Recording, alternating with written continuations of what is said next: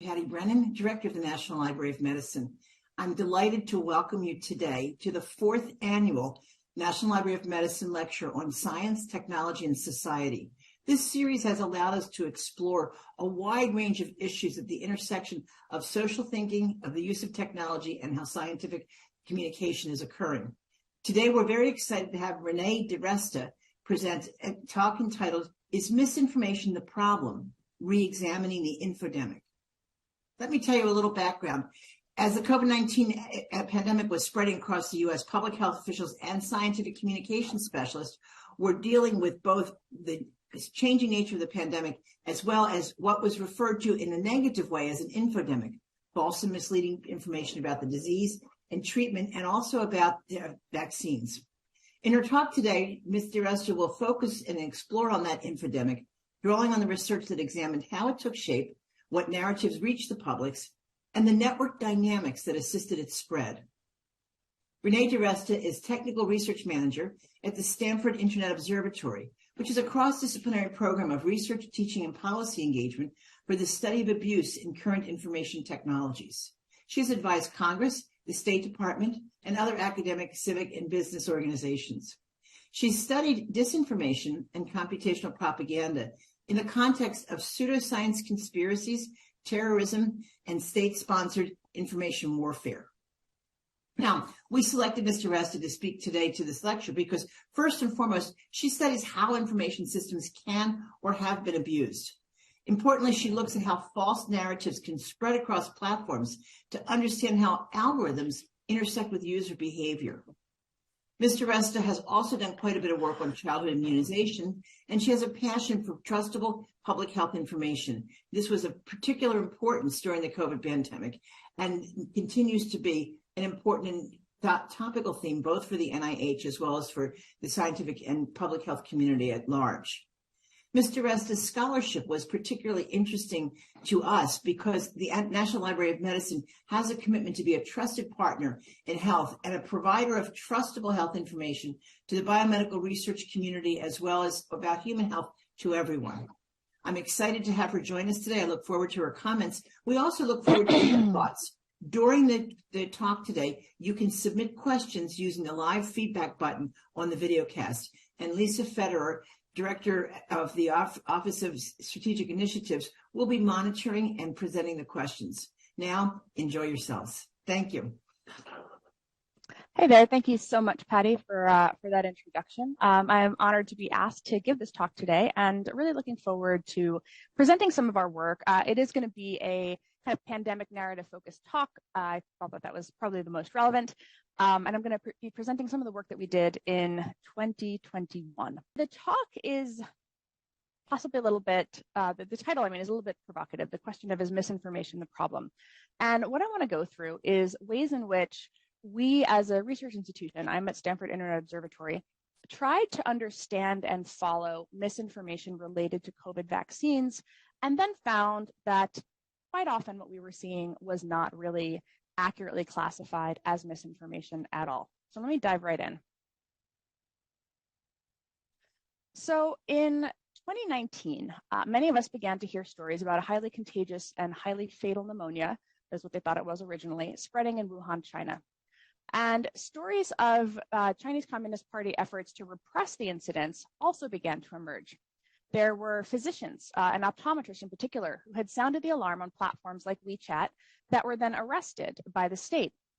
And as their stories, these frontline physicians leaked into the international media, they became the face of the story internationally, and some of them, including that optometrist, tragically died. As people began to pay attention to what was happening in Wuhan, as these deaths were occurring and these stories of the way that these physicians had been treated became popular in the Western media as well, Chinese state media began to comment publicly about it. They put a lot of content up on Facebook in English language Facebook pages, and what they tried to do was put a very positive spin on things. So even this doctor who they had arrested and detained all of a sudden became a national hero as they began to acknowledge that there was, in fact, an epidemic spreading within China. And so what began to happen was that this narrative, the stories of the pandemic, really began to emerge far beyond China.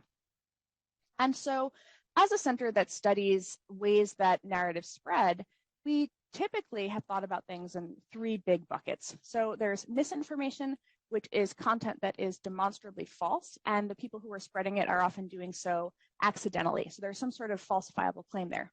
There is disinformation, where there is a coordinated effort. There is some sort of coordinated campaign that is where the intent of the campaign is to misinform the public, is to manipulate the public.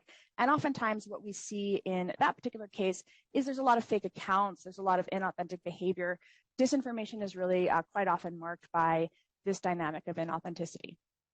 And then, as I mentioned, particularly where state actors come into play, particularly where state media comes into play, there was quite a lot of propaganda. And oftentimes in our past work, looking at ways in which state actors talk about topics, particularly political topics, we see this mix of disinformation and propaganda campaigns.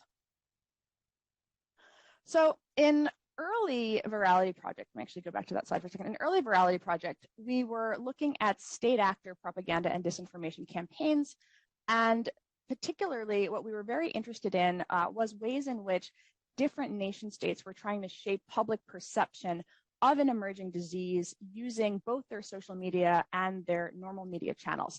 So it was a very sort of whole of media approach for these actors as they spread disinformation and propaganda. And really, it's very important, I think, to emphasize the extent to which they were using all of the channels at their disposal to do it. But even as we looked at the state actor propaganda and disinformation campaigns, what we started to notice was that because the pandemic was global, different narratives were attracting public attention at very different times. So early on, far before February 2020, people in Asia, in Southeast Asia, and in parts of North Africa were talking about hydroxychloroquine. And they were very interested in hydroxychloroquine and whether this was going to be some sort of successful treatment for what by this point was known as the novel coronavirus as it began to spread, out of China, of course, into sort of Southeast Asia, and then from there to the rest of the world. And so mentions of hydroxychloroquine actually followed this very interesting kind of path, kind of as the disease took hold, you started to see the narratives about hydroxychloroquine pop up.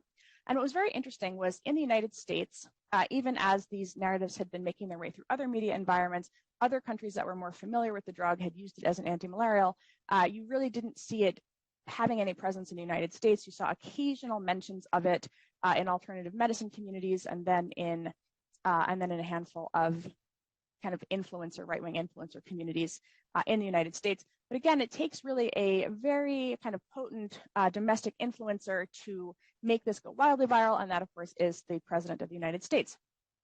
So one of the challenges with this is nobody really knew if hydroxychloroquine worked. And so this study of trying to understand how the narrative spread was done months and months and months after it had spread. And so what you start to see, even in the very, very earliest days of the pandemic, is massive public attention to things like claims of cures that receive significant lift from people with a high degree of influence. That can be social media influencers, that can be national politicians or authority figures. And so there is this lag between when a topic becomes known to the public, when it goes viral, and then, of course, we don't actually find out the truth of the matter until much, much later. And so this begins to happen over and over and over again. There are many, many stories of things that are thought to cure this disease, even as the disease is not well understood and the cures are not well understood. So that was the sort of things that were in the realm of the not totally sure yet, but a lot of public attention is paid to them as people try to figure out what is real, what is true. Then there were things that were demonstrably false.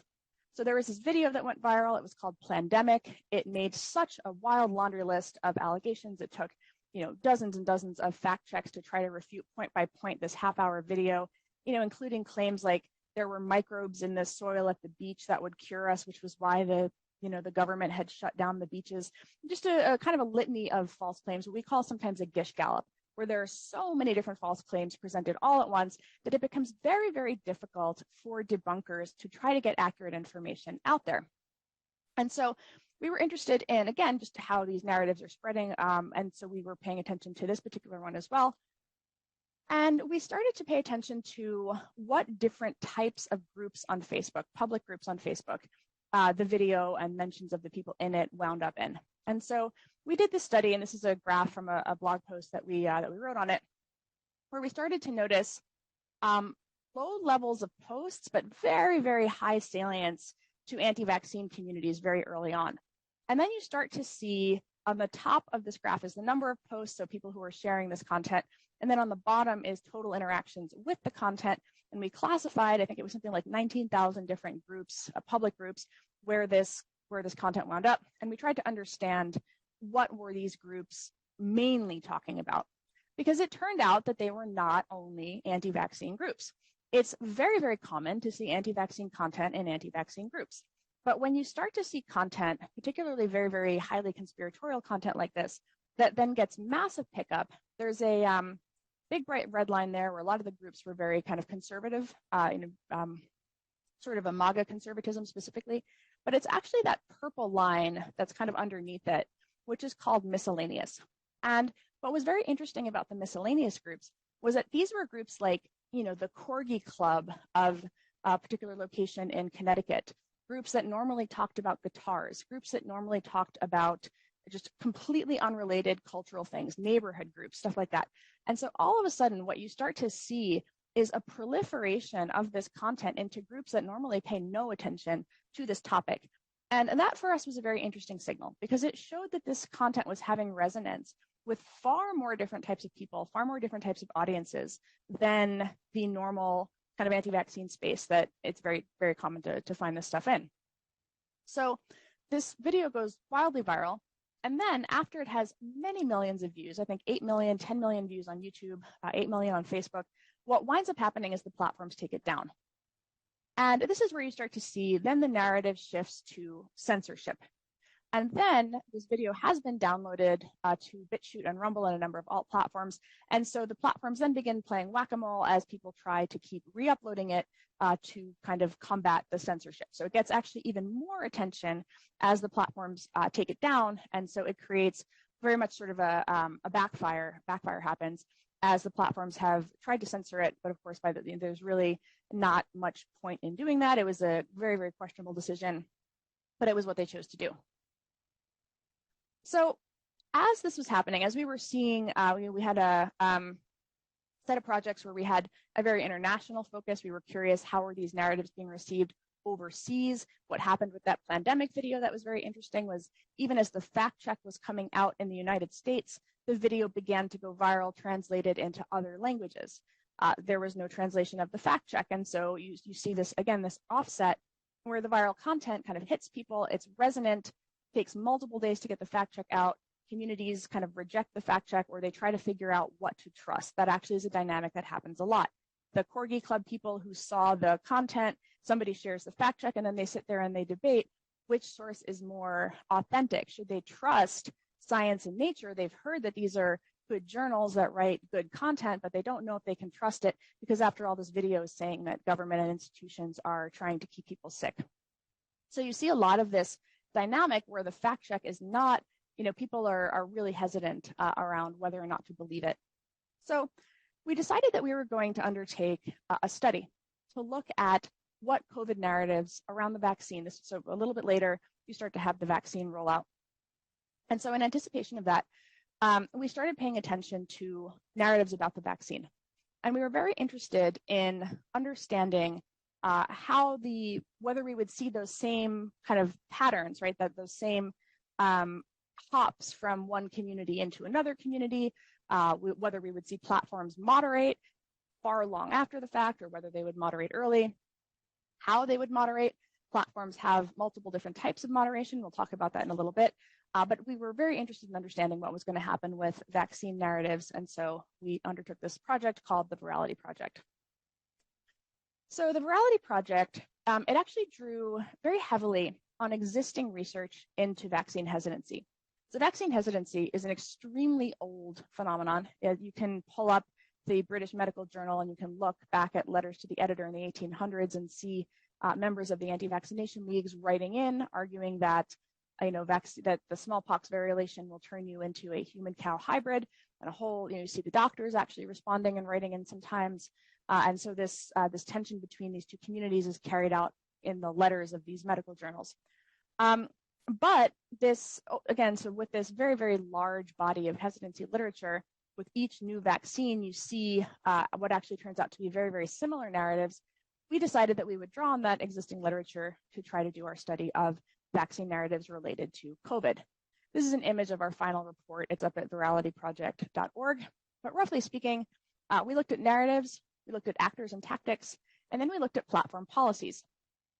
And that's because one of the things that is different about vaccine hesitancy and vaccine narratives today is that they're happening on social media. And so understanding the impact of the communication channel on how those narratives spread, again, as I mentioned, you can observe which public communities and public accounts are sharing this content. We decided that we were going to try to get an understanding of where the intersection points were and how platform policies were enabling or reducing the spread of certain types of content. So that was the work that we set out to do. So we decided that we were going to look at vaccine narratives that fell into four very well-established categories. And these were drawn from Anna Kata and Tara Smith, so some of the prior work that they had done. And we looked at narratives that we could classify as being related to safety, whether the vaccines were safe. We looked at efficacy, whether the vaccines were effective. We looked at narratives about distribution. And this was who should get the vaccine, should the vaccine be required. A lot of the conversations around mandates kind of fell into that distribution bucket.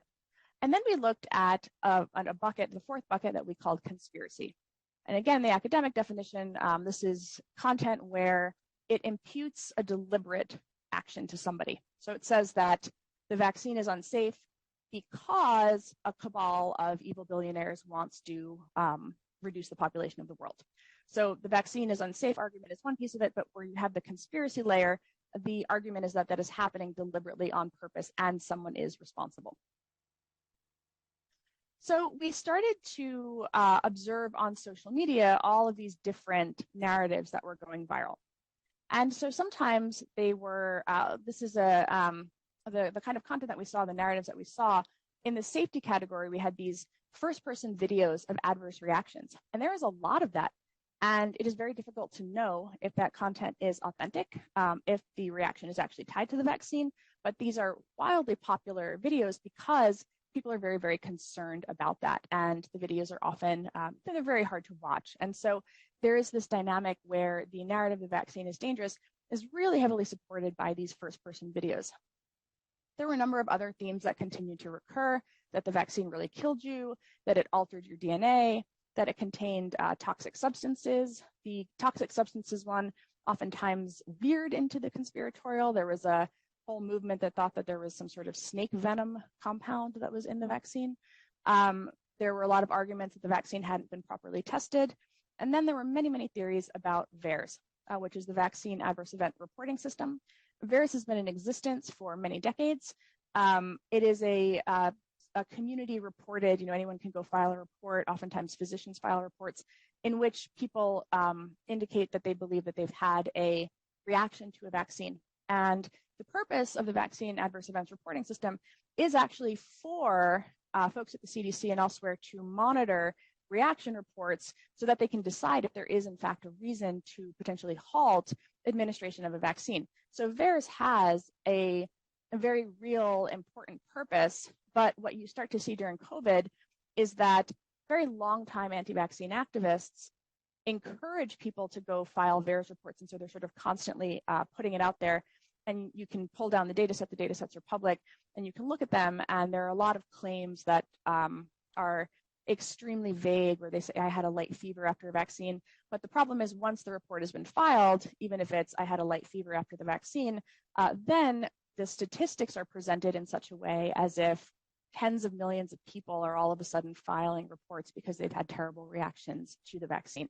So an interesting example where, again, a real system, a grain of truth, and the way that the public processes it really depends on whether or not they actually understand what VAERS is. Then there are the efficacy narratives, which are all focused around the idea that the vaccine doesn't work. And of course, one of the things that's very interesting is even talking about these slides today, depending on when you're looking at the data, Early efficacy for the first, the sort of first wave of COVID and the first batch of vaccines looks quite high, but efficacy is potentially not as high in different manifestations of the disease as the disease mutates. And so what you start to see is even talking about the challenge of assessing whether a narrative around efficacy is true or false, oftentimes is very time bounded. And this creates an interesting dynamic also after the fact where people can say, no, it never worked anyway because it doesn't work now. And so this becomes an interesting challenge as the different variants begin to unfold over the course of us doing our work. So again, the bullets on the slides are not me making a claim about whether the narrative is true or false, simply saying these are the things that we saw that fell under the efficacy bucket. Same thing with distribution. The most common themes that we saw were the idea that the vaccines were developed for profit, and so distribution was tied to pharma profits, that vaccine mandates violate medical freedom. Again, very political opinion, and you can fall on one side or the other side of that, but it was very, very popular. Vaccine passports compromise privacy. Again, the same thing. You can make these sort of trade-off arguments, but these were the types of themes that we were seeing related to distribution. And then in conspiracy, again, as I mentioned, you see things really blended, where it's not just that people are dying from the vaccine, which is one claim. It's that it's in fact a premeditated mass murder. The vaccines are a New World Order plot to reduce the population. This is where you start to see these false and misleading claims that are, again, attributing malintent to often institutions and authority figures, and these become quite prominent. So there is interesting ways in which, even if you think something like the most ridiculous of these, the idea that the vaccines make you magnetic, you would think that this was the sort of thing that might be sort of roundly mocked. Well, what you start to see is there is the kind of initial set of claims that the vaccine has made people magnetic. There is amplification of these claims by longtime anti-vaccine activists. Then throughout, after the thing becomes, after it kind of hits public awareness and becomes part of the zeitgeist, particularly on a platform like TikTok, you start to see people mocking the idea. So there is that counter speech through mockery, through the idea that this is all very, very ridiculous and we shouldn't take it seriously. So there is that effort to kind of, restore some common sense to the conversation. But then you do see, again, this is a longtime anti-vaccine physician, and she is, I believe, a nephrologist. And what you start to see here is this testimony before a legislature that these vaccines are dangerous and that they are actually making people magnetic. So it kind of makes its way from the internet into the public conversation. So again, as I mentioned, Kata and Smith have both done work in which they detail the sort of recurring cast of characters. And one of the interesting pieces of that is it really speaks to who does the public trust? What kinds of vaccine narratives and where do they come from? How do people receive them when they come from a person that they see as being just like them and having their best interests at heart?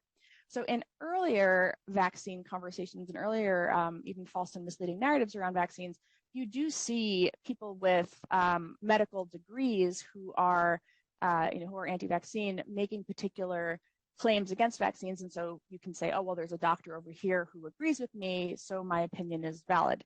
So there is really that very strong component of, is this, do I trust this messenger?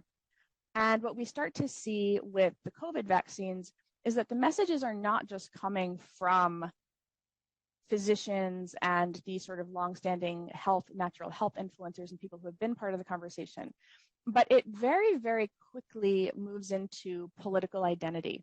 It very, very quickly becomes highly polarized around partisan identity in particular. And so, whereas there has always been some arguments around liberty in past vaccine conversations, that becomes very much front and center in the COVID vaccine conversation. And what you start to see is high correlations in surveys, studies that are looking at actual vaccine uptake, in which communities that are strongly right-leaning have much, much lower vaccination rates than communities that are left-leaning.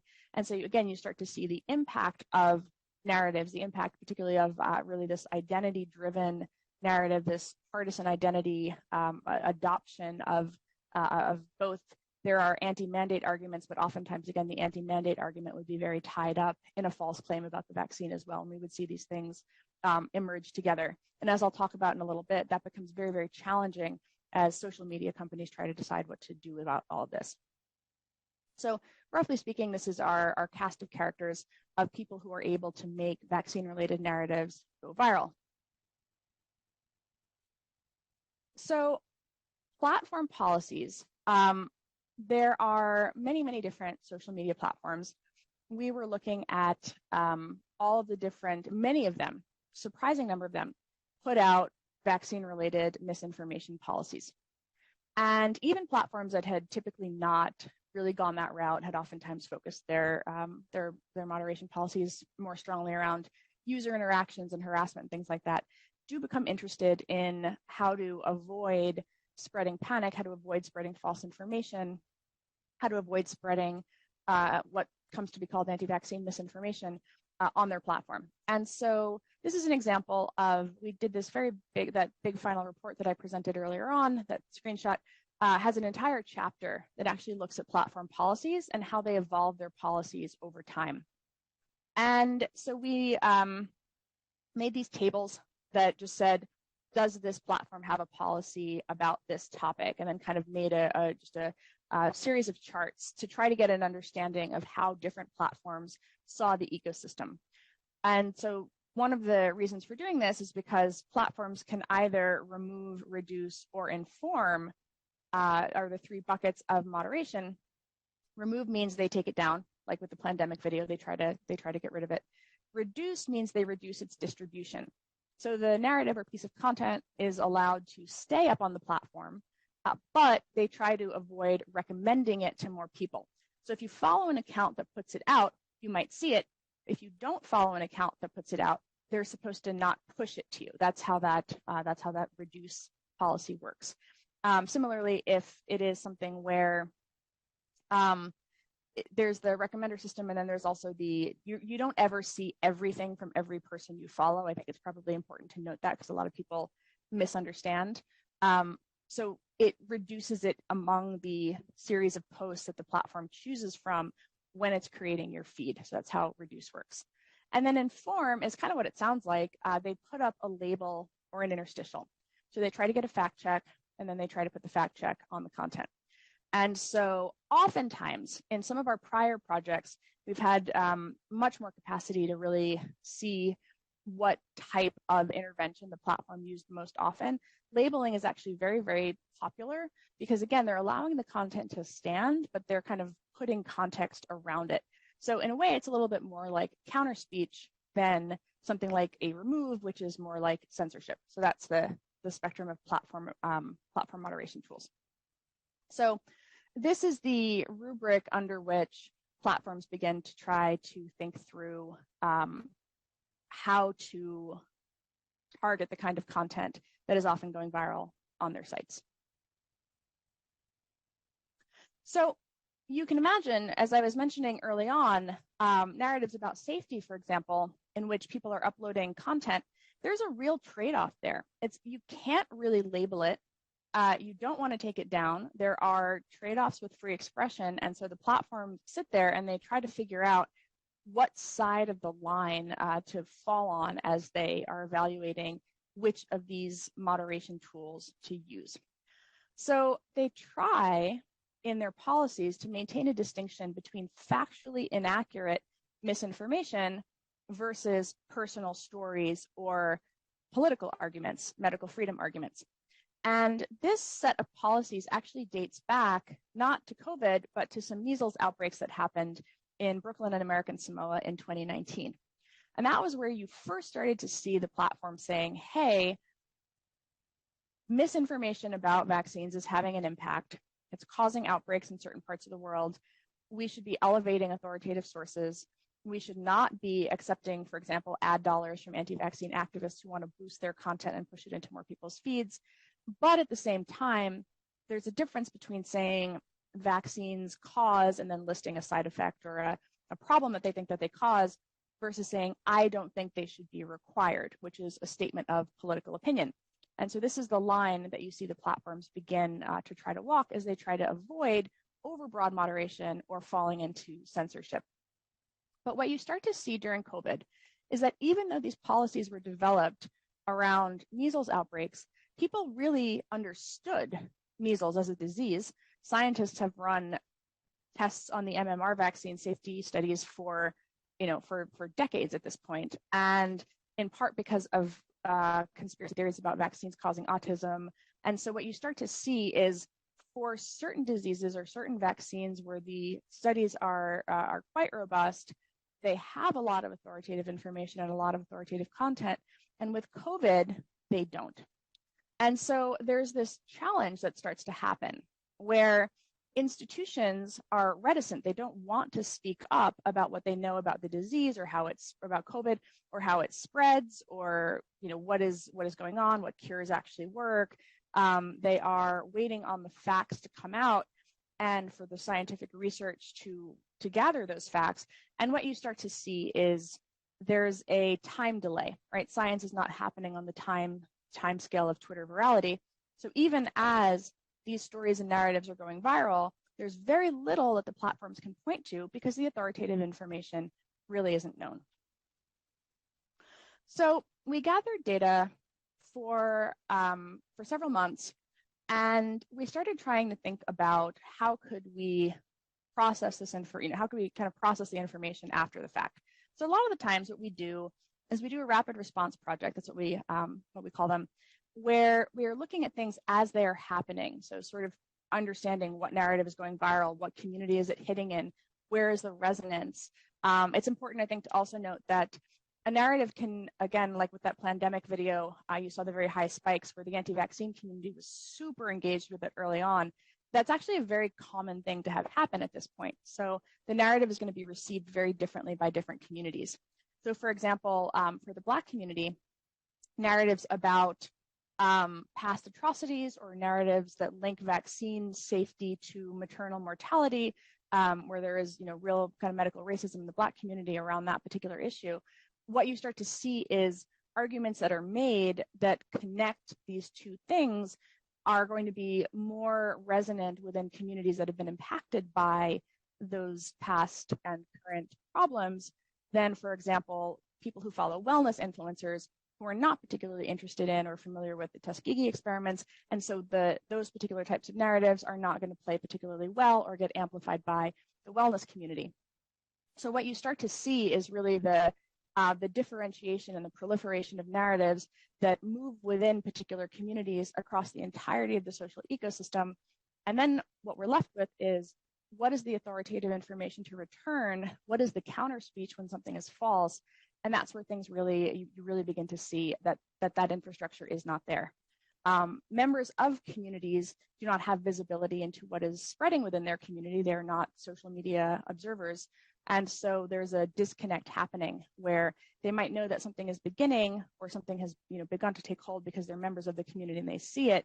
But this question of where did it come from and is it something that I need to respond to or can I ignore it is something that you begin to see a lot of different response, communities that are trying to focus on response just don't have that visibility. They don't have that situational awareness.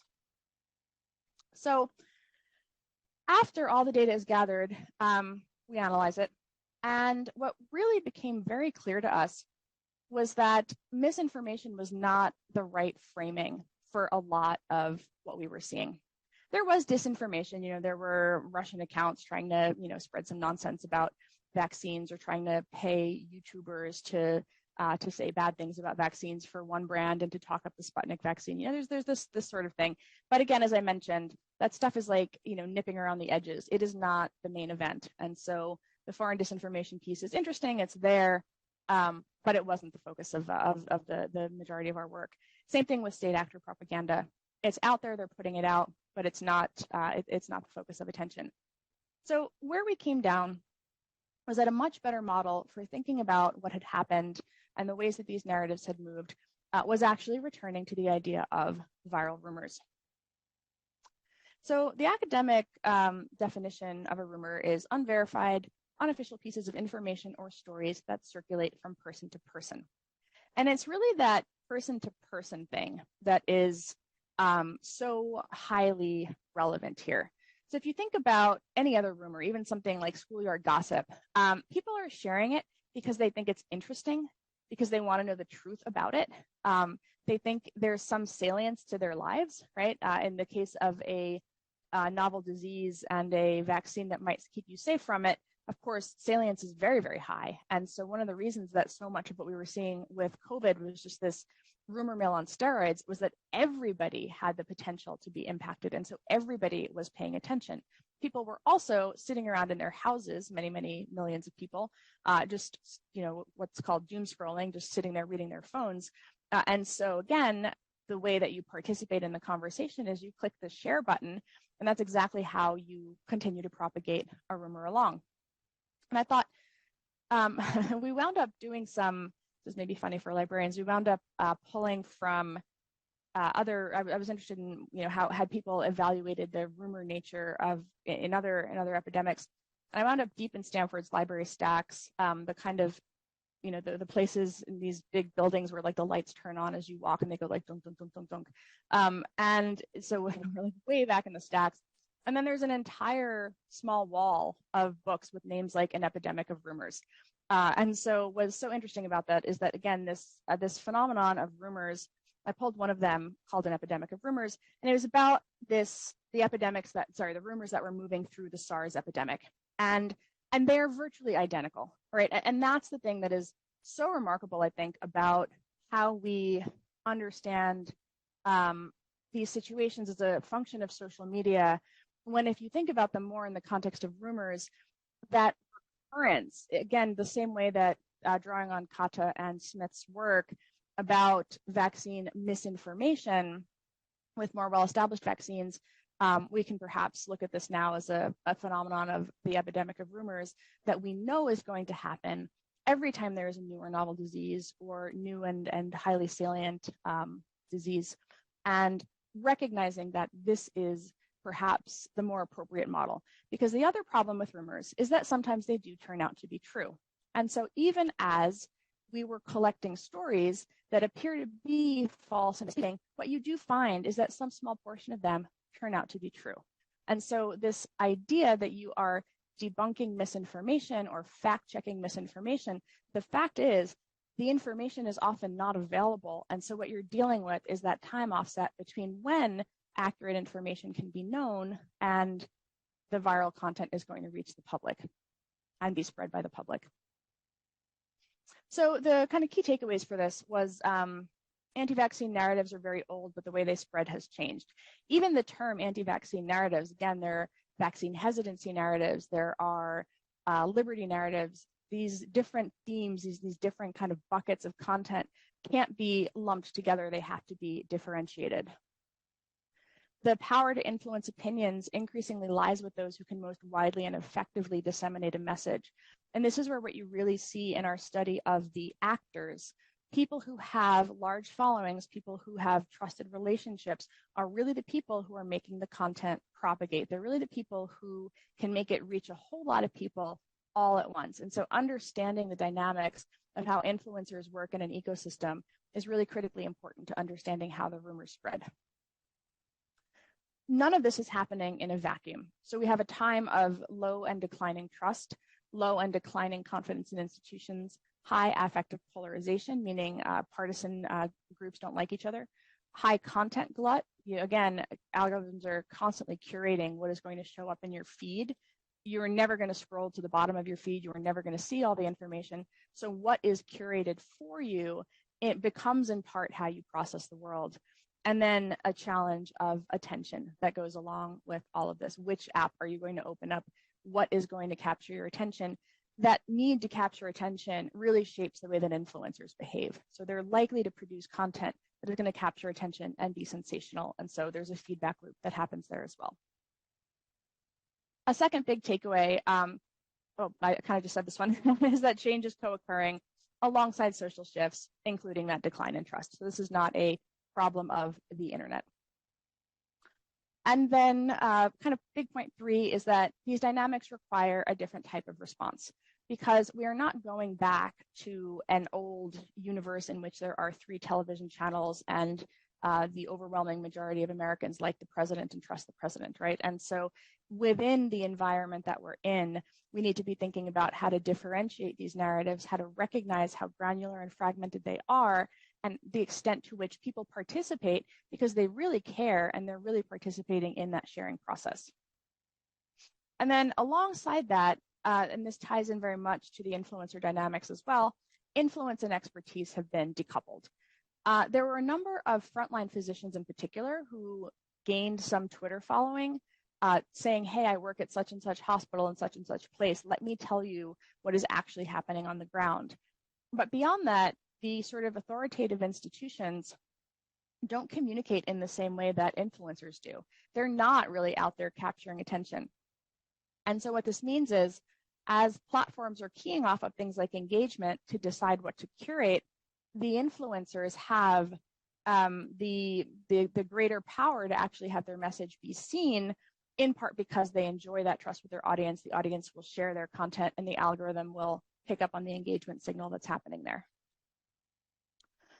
And so one of the other pieces of this is that it is not a problem of fact checking.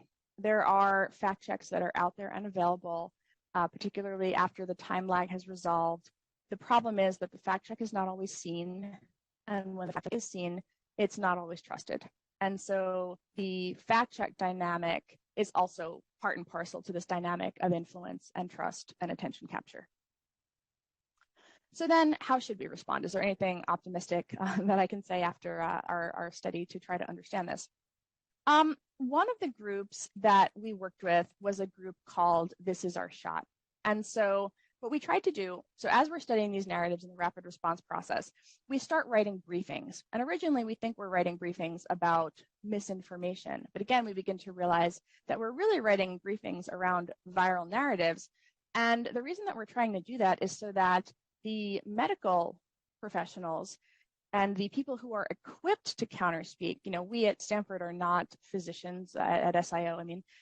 We are not equipped to be the counter speakers or the credible messengers. And so we try to work with these physicians where we can tell them, within this community, this narrative is taking hold. Within this community, this is the focus of the conversation.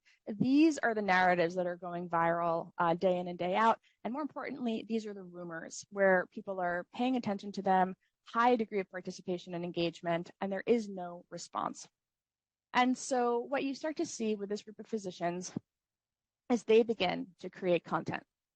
And some of it is the kind of, sort of informative charts and graphs, right? Here's the authoritative science. Here's the best information that we have at this point. Here's what we know about the disease or the treatment or the vaccine. But a lot of it is also first-person contact, right? So here is a medical professional with the Band-Aid on her arm. I just got vaccinated, right? I got vaccinated and I'm fine. Here's my story. And one of the reasons for that is otherwise, all the stories about being vaccinated, there's an asymmetry of passion where it's reports by people who perhaps did have a bad experience. And so you don't want those stories to be the only first-person stories that are circulating. So can you put out stories of, I got vaccinated, nothing happened, I feel fine, I'm actually happy that I'm protected. And that's the narrative that the kinds of content that you start to see these physicians beginning to try to create. And then the other thing that they do is they use memes, right? So on the kind of middle left there, you see COVID cases rising, getting boosted and wearing a mask. And that meme of the sort of car making the rapid sharp turn to go down a different path. It's a very common meme. You see it used constantly. Upper right corner, again, the same thing, the guy with the 2 buttons. So they start using meme culture and creating the kind of content that people on the internet normally share. So the COVID pandemic has significantly wound down, but the anti-vaccine movement, the sort of real true diehard old school anti-vaccine activists who have been in this conversation, who were in this conversation back in 2015 around the Disneyland measles outbreak, who have fought vaccine requirements for schools for the better part of a decade now, who still believe that vaccines cause autism, those folks achieved significant audience growth during COVID-19. And so now those audiences are being pointed at other health-related topics related to vaccines. And so this is where, even though COVID has wound down, there is going to be a need to maintain some kind of structured response and structured counterspeech to try to minimize the impact going forward as these efforts, as these large engaged participatory networks are now pointed at routine childhood immunizations. And so I think I am at time, perfect timing. So I'm happy to take questions for 15 minutes. But again, roughly, as librarians, as people who are deeply familiar with the dynamics of knowledge, as people who are tied into particular communities or to other librarians who are members of local communities, it's really, really important to have networked community responses. Things that go beyond fact checking and move towards building trust and creating a sense of community again, and reinforcing the importance of public health for communities in the real world. So thank you very much, and happy to chat. Thank you so much, Renee, for that excellent talk. Very, very fascinating. My name is Lisa Federer. I'm the acting director of the Office of Strategic Initiatives at NLM, which is sponsoring this event, and we thank you for being here. We do already have a few questions, and for those of you watching, feel free to submit your questions using the Submit Live Feedback button that you'll find just underneath the video on Videocast. So we'll start with, interesting that vaccine-associated events, no matter how rare or bizarre, are subject to amplification, positive feedback, but associated events with narrative treatments, i.e. ivermectin, are subject to minimization or denial, negative feedback. Any suggestion on how to flip the switch for these? I think ivermectin was a really interesting one because it became so highly partisan. And once you have that high partisanship, people really tend to see it as a function of identity. And so you had different types of groups that were really passionate about ivermectin. There was a lot of people, particularly in the kind of right-leaning communities early on, that didn't believe that COVID was a problem. They had heard from a lot of trusted influencers that COVID was a hoax. And what you start to see as people begin to die is a realization that maybe this is not a hoax, but at the same time, how should they think about it? And people who are deeply distrustful of the vaccine nonetheless recognize that there's a chance that they're going to get this disease, and that's where ivermectin becomes a source of great interest as a way to avoid the vaccine that they've been hearing is dangerous and is toxic and is going to cause heart problems and perhaps kill them. And so as they're hearing that, ivermectin is presented as an alternative. One of the interesting dynamics with fake cures is sometimes you do have influencers, particularly wellness influencers, who are motivated not only by continuing to grow their audience or connecting with their audience, but sometimes there's also take this high dose vitamin C, which I happen to sell, right? And so there are some other dynamics related to that. So I think finding messengers who are trusted to tell the other side of that story is where things have to go at this point to try to flip that. Right. Yep. That makes sense. So another question, what impact does discomfort with uncertainty have on an epidemic of rumors? We're not sure yet is scarier than here's how terrible it is. At least terrible or bad is known. Is this relevant to spread? It's a great question, and you do see this in the book, The Epidemic of Rumors. They do cover that dynamic of uncertainty. Some of the literature on rumors also does. It highlights the fact that when people feel uncertain, sharing with their friends and hoping that their friends have more information is a big piece of it. This is where I think, and I was writing articles for The Atlantic quite a bit during the work that we were doing here, again, trying to contextualize it for the public a bit.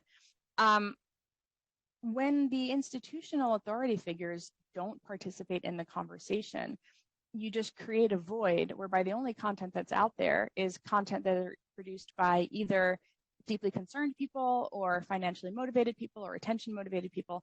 And it's very hard to kind of like hop into that conversation at the very end and be like, no, now we know the truth. Because you haven't established a rapport, there's no dynamic by which that participation is happening. And so interestingly, another dynamic that happens is there are many influencers who gain their own clout by positioning themselves as a source of truth in opposition to authority and institutions, where undermining confidence in institutions is how they grow their audience, because they're heterodox thinkers and contrarians. And so that's where you start to see again that the institutions are facing both their own reticence. They're accustomed to communicating in press conferences and fact sheets. What I think we need to see more of is things that say, this is what we know to be true right now. Here's our best understanding of where things are right now.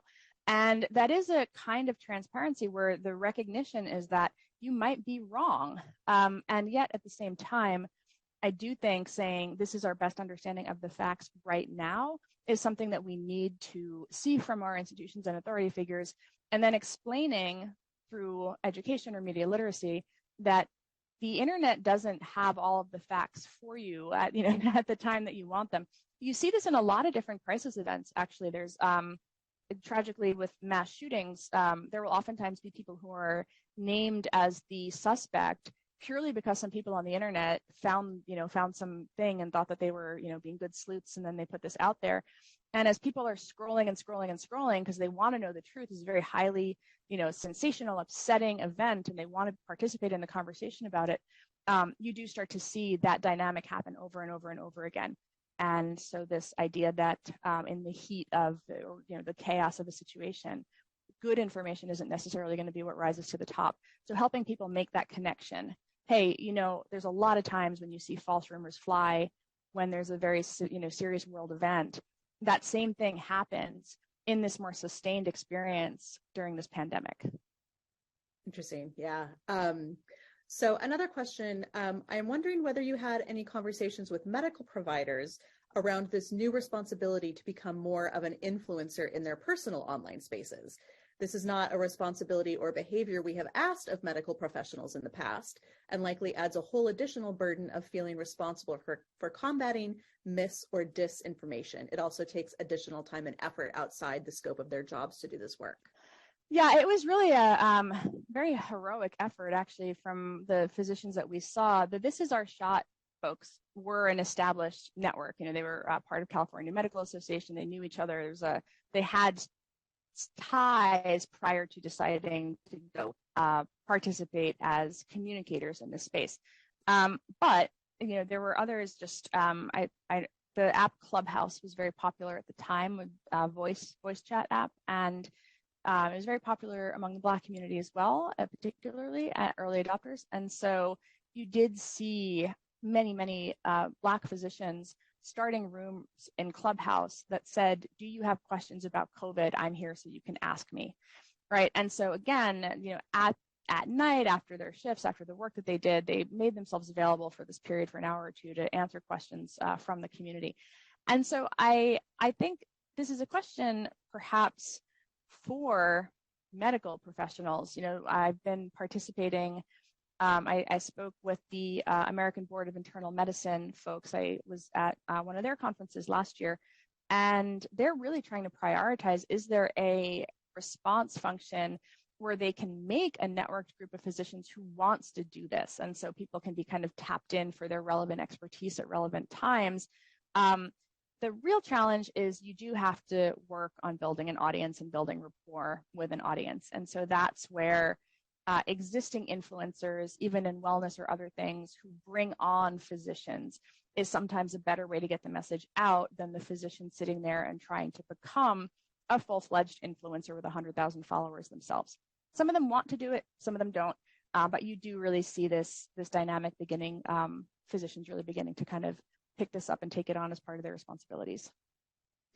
Yeah, I think a question that's a little bit related to that. I heard from fact checkers at El Tiempo Latino that they observed the message of getting vaccinated or taking precautions to protect one's family members was a little more effective in the Hispanic community than asking people to do these things for themselves.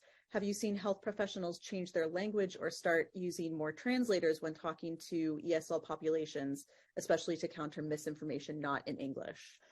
We looked at narratives in Spanish and in Chinese. And so we do have sections of the report where we talk about that. Sometimes it comes through translation, meaning the rumors were often translated from American social media into Spanish and Chinese languages. But then there are also unique narratives that are highly resonant with the population. Like, for example, among the Chinese expat community, narratives that this is the CCP virus and, play a whole lot. Again, that salience it's not very relevant to the sort of dynamics of the Chinese Communist Party or theories about government coercion around vaccines resonate in a particularly different way. And as you're noting, within the Spanish language population, appealing to community or appealing to family might be more resonant. I think there just needs to be a whole lot more sustained work looking at this. And SIO, it's we look at a lot of different things on the internet, a lot of different topics. And so while we devoted 2021 to this, it's not something that we are currently persisting in. And so building those connections where you have these civil society organizations or these community organizations plugging into some sort of body that is capable of assessing narratives or online information is something that I think we need to have as a much more sustained set of relationships, which requires funding and commitment. Yeah, so there's a couple of questions that have come in that relate to what librarians can do, as you might expect with this audience. I will say that the NLM and through the network of the National Library of Medicine have been doing some work in this area. But maybe you can speak a little bit more to what are actionable things that librarians can do to help out in these areas? I think it is the opportunities for information literacy, I think, are huge. I know I have 3 little kids, and one of them gets curriculum right now. Actually, I think 2 of them do. Even in kindergarten, they're starting it on not everything on the internet is real, And it's very cute little like kid-oriented. Just because they said it on YouTube doesn't mean it's true kind of stuff.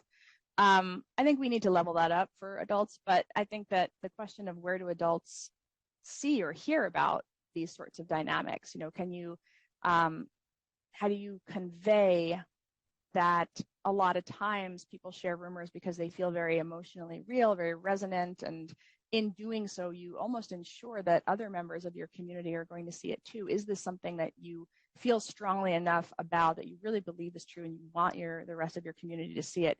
So even as platforms try to think about trending topics and design and recommender systems and who they accept ad dollars from and all these other different things, there is this question about increasing user agency and also encouraging community members to find out the facts and then potentially counterspeak within their communities. And since librarians do often have strong ties within a community, that might be one area for kind of continuing adult education to help make the way that the system works a little bit more clear, particularly to older public. Yeah, and I think that ties in very well to the work of information literacy that has really been part of libraries for a long time now. So I will, I think, maybe do our last question. Can you comment on the role of social media influencers, for example, Nicki Minaj, on the propagation of misinformation versus the role of conventional social network propagation, for example, Facebook friends?